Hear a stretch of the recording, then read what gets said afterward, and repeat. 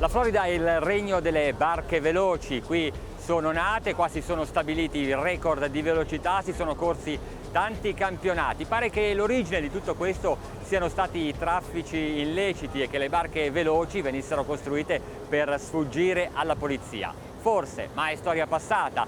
Di quello è rimasto sicuramente l'esperienza, la capacità di costruire barche veramente molto veloci, forse le più veloci del mondo.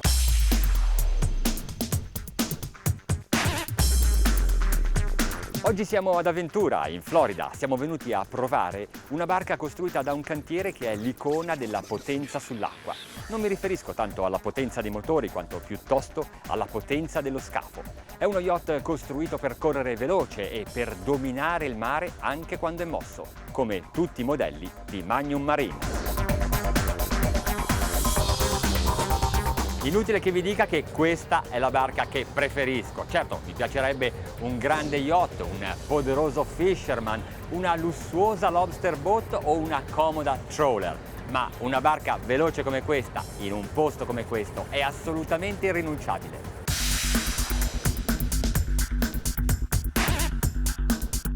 È in queste acque che nel 1966 è nata la storia del cantiere Magnum e qui si è sviluppata, qui hanno vinto tantissime gare, qui hanno stabilito record di velocità tuttora imbattuti. Ricordo una gara nel 1998, la Venezia-Monte Carlo, in pratica il Giro dell'Italia, 1200 miglia. Ebbene, in quella competizione un Magnum 60, quando il mare era mosso, era imbattibile. Ecco che cosa significa realizzare una barca potente, una barca capace di navigare anche quando le condizioni sono più difficili.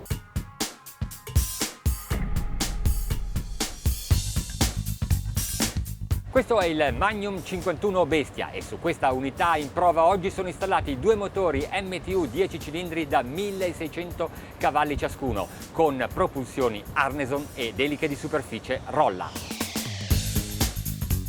Magnum Marine ha una grande esperienza con le propulsioni di superficie, ha iniziato a utilizzarle praticamente quando sono state inventate, ma per imparare a guidare questa barca bisogna fare attenzione ad alcuni elementi fondamentali: i flap e naturalmente i trim delle propulsioni di superficie. Per la procedura di partenza è meglio portare i flap nella posizione più bassa possibile ed alzare invece le eliche di superficie in modo che possano ventilare, cavitare, cioè prendere aria, non affossare i motori in un carico eccessivo che non gli permetterebbe di guadagnare sufficientemente con prontezza i giri.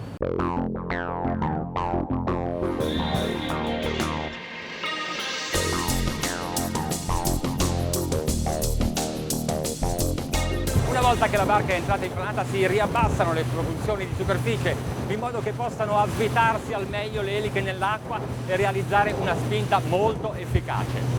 Allo stesso tempo si sollevano i flap che non devono più opporre resistenza al moto dell'imbarcazione e si conquista così velocità.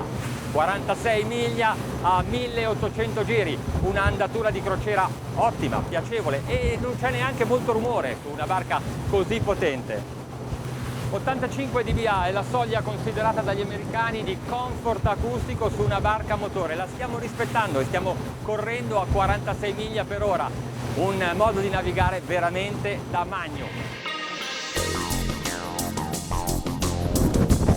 Un'altra caratteristica incredibile di queste propulsioni è la reattività che riescono a dare alla barca in virata. Guardate che inclinazione laterale e che fantastica tenuta di rotta. Non è merito soltanto di una carena molto profonda, ma anche proprio del tipo di propulsione, anche se è vero che gli scafi di Magnum con un T-Drise allo specchio di poppa di 24 gradi sono veramente qualcosa di unico, di eccezionale. E adesso andiamo per la massima velocità. Le condizioni del mare sono abbastanza buone, possiamo alzare le propulsioni di superficie molto in alto, portarle sino al momento in cui le eliche si trovano praticamente per metà fuori dall'acqua e per metà immerse, in modo da fare la minima resistenza e da realizzare la massima spinta. Ed ecco un buon dato di velocità, 62,8 miglia per ora. Siamo a 2400 giri minuto. La barca si governa in maniera eccellente.